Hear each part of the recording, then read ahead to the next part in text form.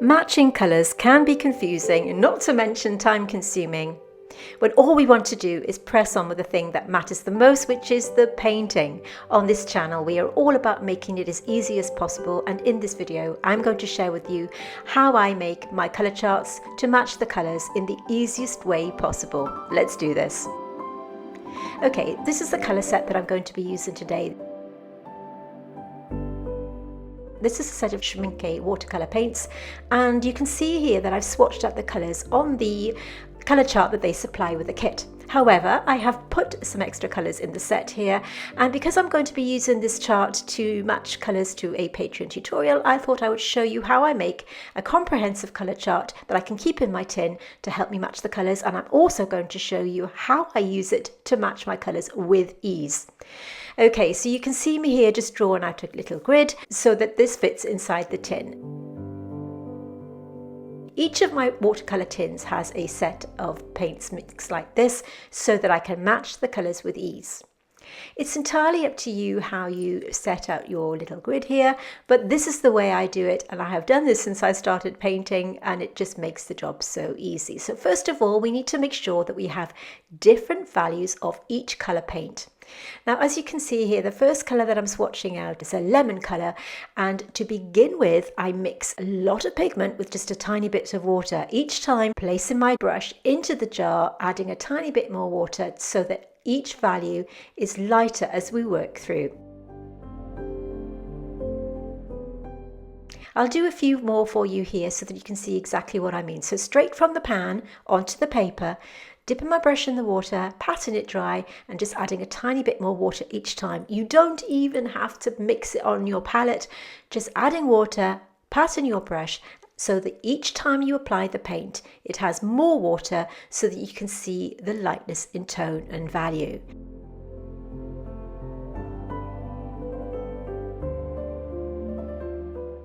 So I'm just going to do a few more for you so that you can see, speed a few up for you here.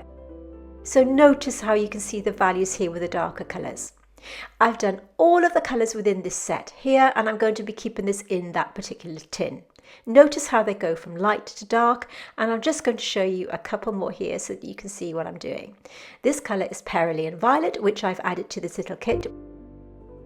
You can see me here just adding the colour with as little as water as possible. You want your darkest value to show as much of that pigment as you can. Dipping my brush in the water and applying it onto the paper like this. It's a really good idea to use watercolour paper when you're making your colour chart. That way you can see how your paint will look when you use it on watercolour paper. By painting your watercolour chart this way, and you just need to do one for your set of paints, it just means that it saves you time from mixing endless colour charts to try and match your colours. Once you've completed the chart, I'm going to show you how I use it to match my colours, and this is the only colour chart I will ever use.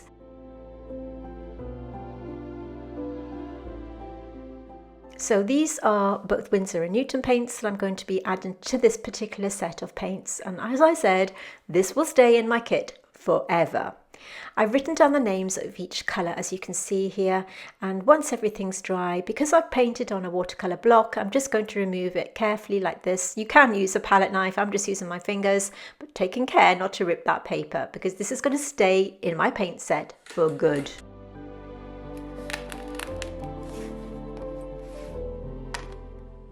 Just cutting it to size because I measured it out at the beginning.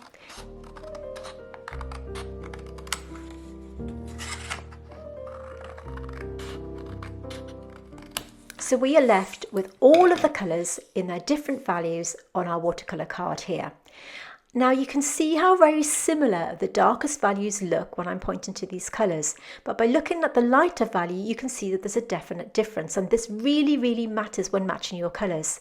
You could easily go wrong by matching your colour by the darkest value on your set instead of the lightest, so it's really important that you see all of the different tonal variations, and by doing it this way it makes it very easy. This little sweet pea flower is a tutorial that I'm just planning to do for Patreon, and this is how I match the colours. Just by enlarging it on my screen, I can see that the lightest value within this petal here is very similar in colour to the colour that I'm pointing to, and this will be the colour that I choose to use to do the tutorial. Keep in mind that not everyone will have the same colours within their kit, and I always say use what you have.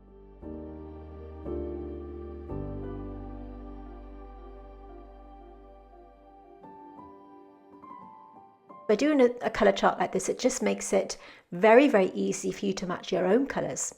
I'm zooming in here on the water droplet that I have here, trying to figure out what colour to use, and just by looking at my chart I can see that this is definitely something like a Perylene Violet, which I'm going to wash over with one of the greens.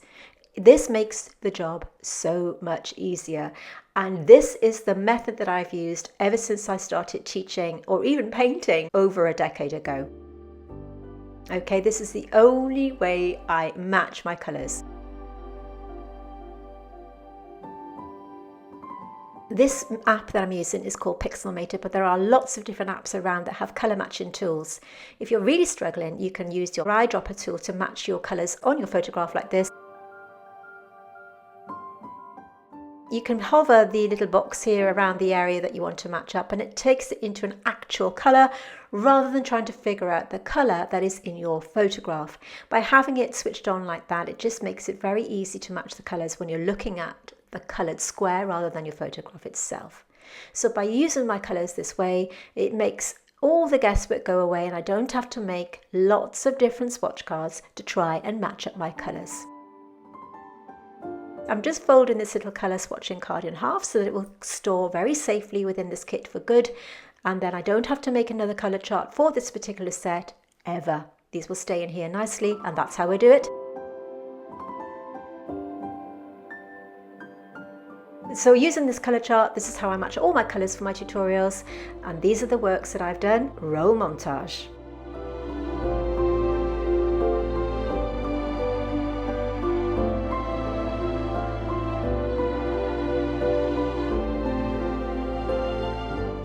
All of these tutorials are available on our YouTube channel. I will link some of them in the description box underneath this video. Let me know in the comments how you do your colour matching. Maybe you have your own method of doing it. You can use these charts to match whatever colours you want to, be it dark, light, subtle, whichever. This is super, super easy. Make your own colour charts and let me know how you get on so that you too can create paintings like this without the work of mixing and mixing and mixing. Thank you for watching this video, and if you have found it helpful, we release brand new full-length tutorials every Tuesday on YouTube, so please consider subscribing to our channel. It really does help. Thank you so much for watching, and I'll see you soon.